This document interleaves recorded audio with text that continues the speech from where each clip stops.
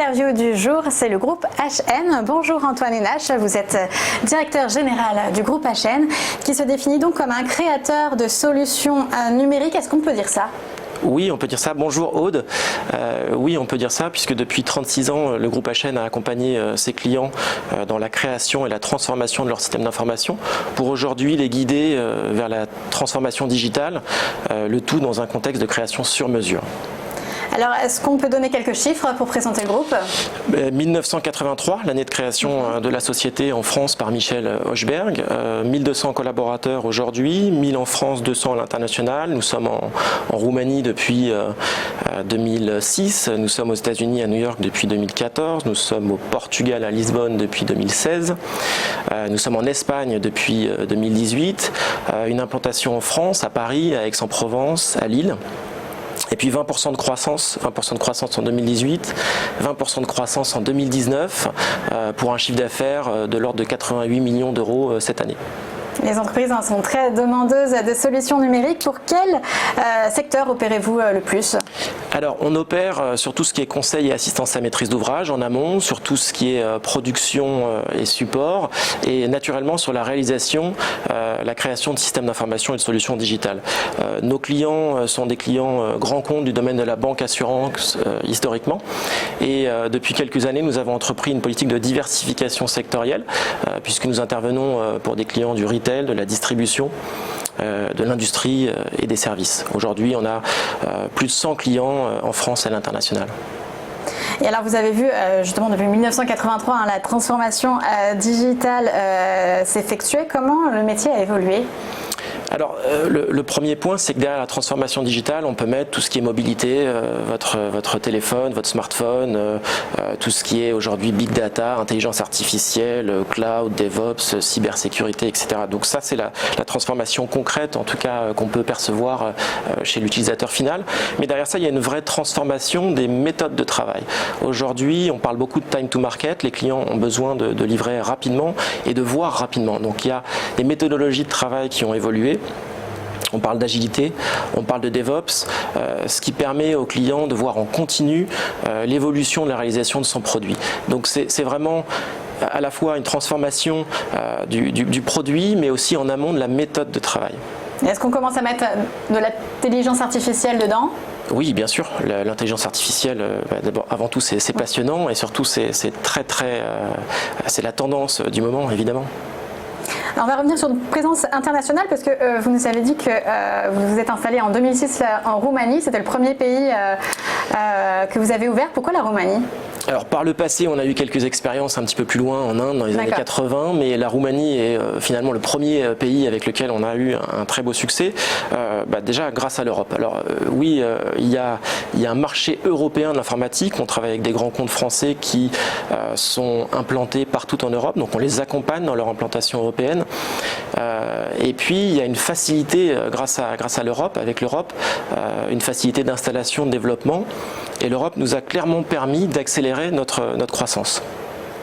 Mais est-ce que ce n'est pas aussi à cause de la pénurie de ressources humaines qu'on trouve en France sur le secteur de l'informatique qui est quand même bien connu ? Tout à fait. Il y a une vraie pénurie de ressources IT. Aujourd'hui, on va chercher des compétences au-delà des frontières françaises. Donc, il y a la création d'usines de développement partout en Europe. Et puis, il y a vraiment cette implantation internationale de nos clients. Donc, aujourd'hui, il faut les accompagner dans leur pays pour pouvoir répondre en France, en Roumanie, au Portugal, en Espagne, aux États-Unis. Donc il y a une vraie pénurie en France, on arrive à créer de la matière dans ces autres pays et c'est un vrai axe de développement pour nous. Et vous avez un volet formation en France, vous avez créé votre école du numérique pour justement améliorer les recrutements. Oui, donc depuis 1989, on s'appuie sur notre propre école de formation qui est une vraie réponse à cette pénurie de ressources. Avant ça, il y a deux choses que je voudrais rappeler. La première, c'est que notre patron fondateur, Michel Hochberg, est passé lui-même, est issu lui-même de ce cursus de formation, ce qui positionne la valeur formation et l'Institut au cœur de notre ADN. La deuxième, donc c'est 1989, donc 30 ans d'existence pour l'école, donc HN Institut. Ils sont plus de 7000 à être passés par les bancs de notre école, et ça, c'est quand même important. Donc ce qui fait, comment fonctionne l'Institut derrière, on recrute beaucoup de jeunes. Cette année, on va recruter 300 personnes, il y a 200 expérimentés, mais il y a surtout 100 juniors qui sont issus de filières scientifiques, qui n'ont pas forcément trouvé de métier dans leur branche d'origine, dans leur filière d'origine, malheureusement. Ils sont déjà diplômés? Ils sont diplômés, ils sont Bac+5, Bac+3. Mais ils sont diplômés en biologie, en chimie, en physique, ils n'ont pas forcément trouvé dans leur filière d'origine et par chance ils vont faire de très bons informaticiens. Donc on va aller recruter ces jeunes auxquels on va dispenser 3 mois de formation, une formation très pratique pour plus de 2/3 du contenu de la formation et une formation de 3 mois qui est rémunérée dès le premier jour. Donc on recrute ces jeunes, ils passent 2 tests et à l'issue de ces 2 tests, ils intègrent la formation pendant 3 mois et deviennent d'excellents développeurs ou exploitants. Et au-delà des juniors, on forme également nos collaborateurs expérimentés, puisque le monde actuel, le monde digital va très vite, donc on leur permet de se maintenir à jour via un contenu web, une formation en ligne. Et en quoi consiste exactement la formation que vous inculquez? Est-ce que c'est une formation dernier cri? Oui, c'est une formation qui se remet à jour de manière perpétuelle. Alors, elle existe depuis 30 ans, donc elle forme bien évidemment à des langages d'il y a 30 ans, mais aussi des langages de dernière génération. C'est une formation donc en ligne, tout le contenu est en ligne, à l'instar de ce que peut faire une école 42 qui est très à la mode aujourd'hui et ce qu'on fait depuis 30 ans. Donc c'est une formation qui met en avant l'autonomie des apprenants avec un contenu en ligne, avec une logique de tutorat, une logique d'équipe puisqu'il fonctionne en groupe et ça met en avant la dimension projet, la dimension équipe. Mais ça veut dire quoi? Ça veut dire que la formation en informatique qui se trouve dans les universités, dans les écoles, n'est pas assez performante? Alors oui et non. Il y a en France de très bonnes écoles d'ingénieurs informatiques et on travaille justement en partenariat avec une école comme Télécom Paris ou encore une école comme l'Essier. Non, parce que le système universitaire ne crée pas assez, ne fournit pas assez de ressources informatiques.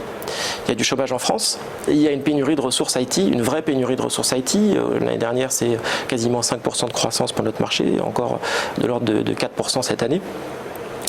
Donc la formation va compléter la partie théorique des jeunes ingénieurs et va leur amener une vraie partie pratique qui va leur permettre d'être plus vite opérationnels. Donc on est sur un manque de quantité plus que de qualité, mais cette pénurie d'offres de travail, quelles en sont les conséquences sur le secteur de l'informatique? On parle souvent d'un turnover très élevé dans les sociétés informatiques.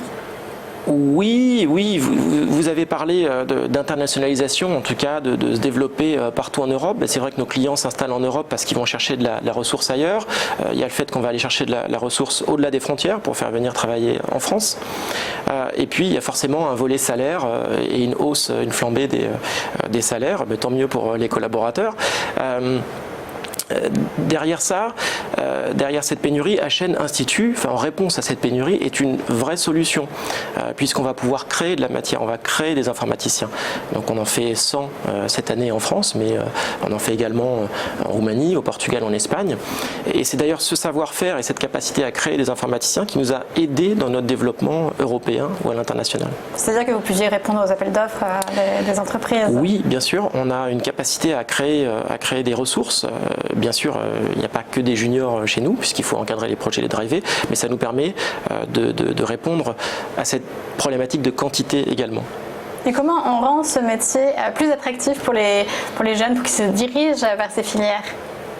Alors déjà, j'espère qu'il est très attractif, parce que si on regarde les 20 années passées, on peut se rendre compte qu'il y a quand même eu Internet, du digital, il y a de l'emploi, c'est en croissance permanente, donc s'il n'est pas suffisamment, il faut quand même le reconsidérer.